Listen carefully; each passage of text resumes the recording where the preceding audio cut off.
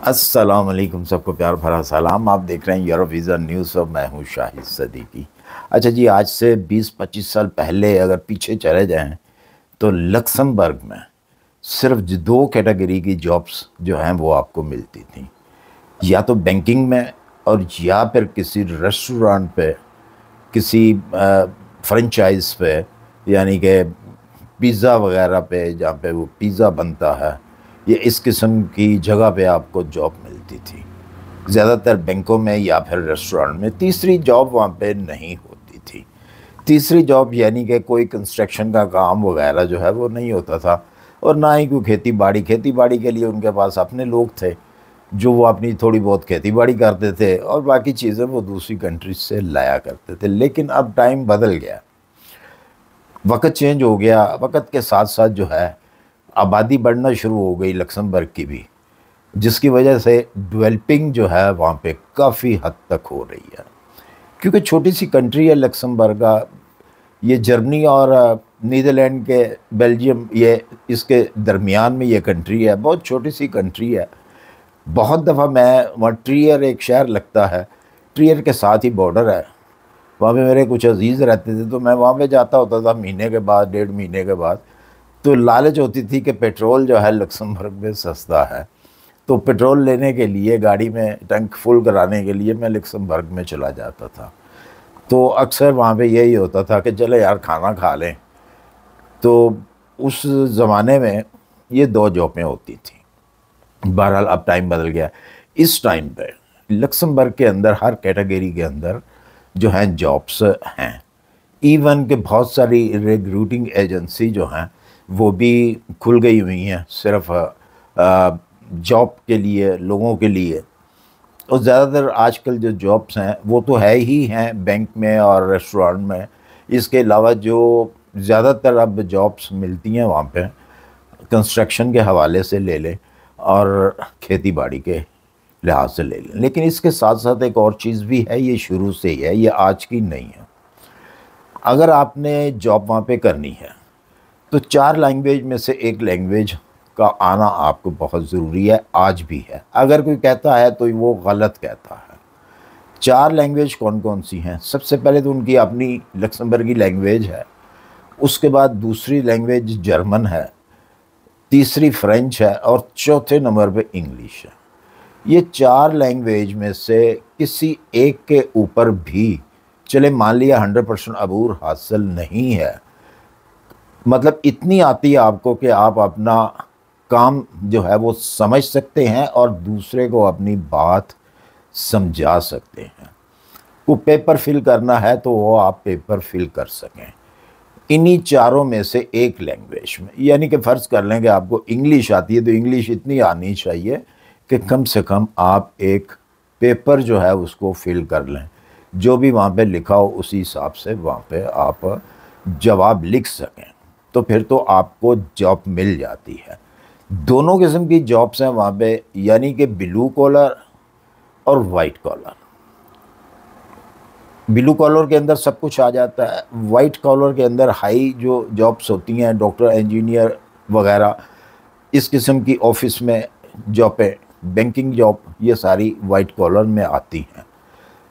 तो आप ये दोनों जॉबों में से जो भी आपका स्किल है वो आप ले सकते हैं, लेकिन शर्त वही है कि 4 लैंग्वेज में से एक लैंग्वेज जो है आपको आना बहुत ज़रूरी है। डिस्क्रिप्शन के अंदर एक मैं ऐसी वेबसाइट दे रहा हूँ जो कि आपसे पैसा चार्ज नहीं करेंगे, और आपके स्किल के मुताबिक जो है वो आपको जॉब स्पॉन्सरशिप वीज़ा जो है वो देंगे, क्योंकि उनके पास डिमांड आती है और उनका काम है। वो आपसे पैसे क्यों नहीं लेते? क्योंकि वो कंपनी से पैसे लेते हैं।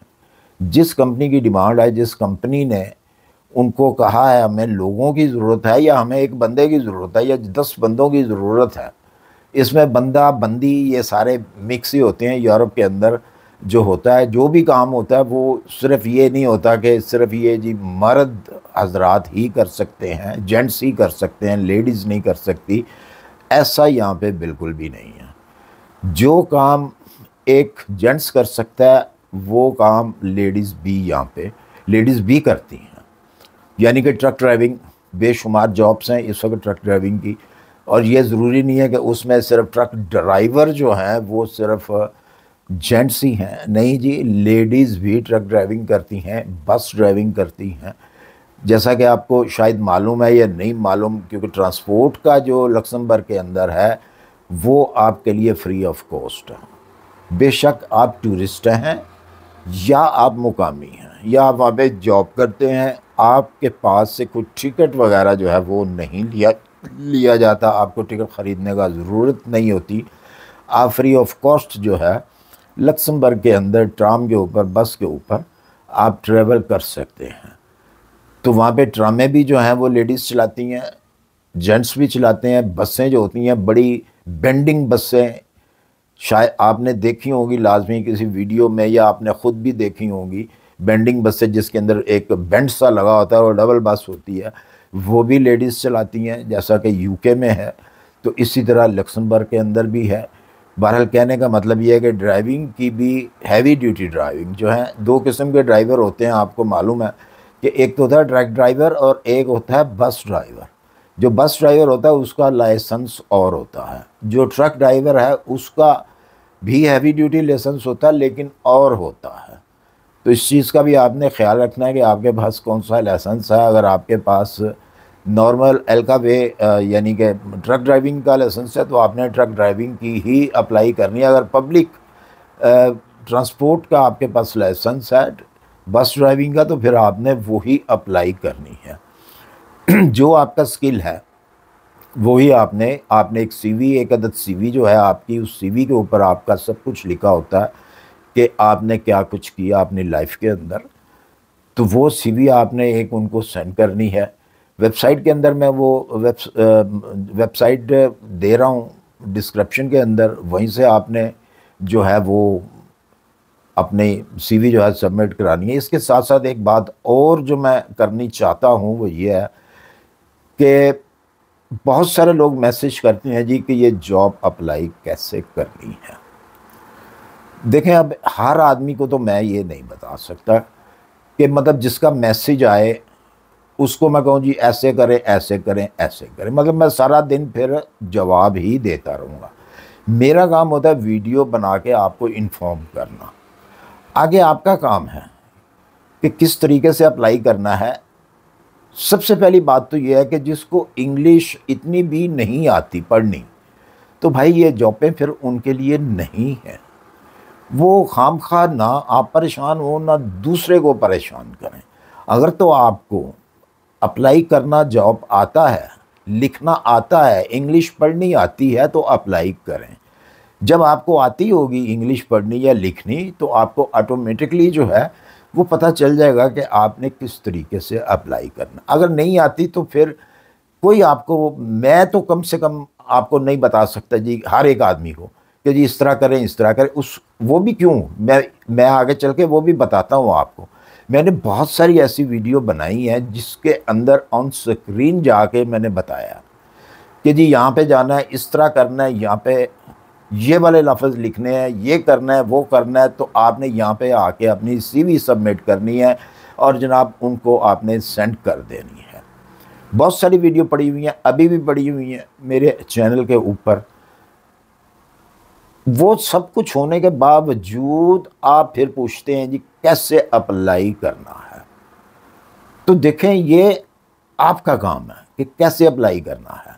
वो सारी चीज़ें सामने स्क्रीन के मैंने बताई भी हैं, लेकिन उसका रिज़ल्ट नहीं निकलता कोई भी।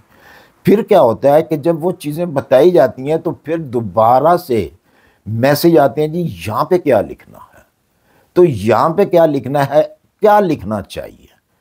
तो भाई मैं तो कासिर हूँ, फिर मैं तो बिल्कुल नहीं, या तो ये है कि मैं इस किस्म की वीडियो बनानी ही बंद कर दूँ, मैं आपको जॉब के हवाले से, किसी कंट्री के वीज़े के हवाले से कोई इन्फॉर्मेशन ही ना दिया करूँ। बेहतर तो या फिर यही है। तो अगर आपने कोई मेरी इन्फॉर्मेशन से फ़ायदा लेना है तो भाई आप खुद करें।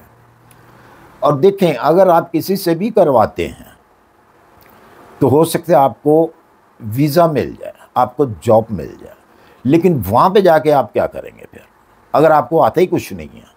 वहाँ जाके आप बात किस तरीके से करेंगे, किस मतलब कोई आपसे बात कर रहा है तो आप समझेंगे कैसे। तो ये चीज़ें फिर फजूल हैं, आप फिर उनका टाइम भी वेस्ट करेंगे, वो आपको डिपोर्ट करेंगे फिर, क्योंकि आप उनकी रिक्वायरमेंट के ऊपर पूरा उतरते ही नहीं हैं। तो प्लीज़ मेरी रिक्वेस्ट है वही लोग अप्लाई किया करें जिनको खुद अप्लाई करना आता है, ताकि वो किसी की बात को समझ सकें और अपनी बात उनको सुना सकें। मुझे उम्मीद है मेरी वीडियो पसंद आई होगी, पसंद आई है तो इसे लाइक और सब्सक्राइब कर दीजिए, अपनी दुआओं में याद रखिए। मिलते हैं इंशाल्लाह फिर किसी अच्छी सी इन्फॉर्मेशन के साथ। अल्लाह हाफिज़।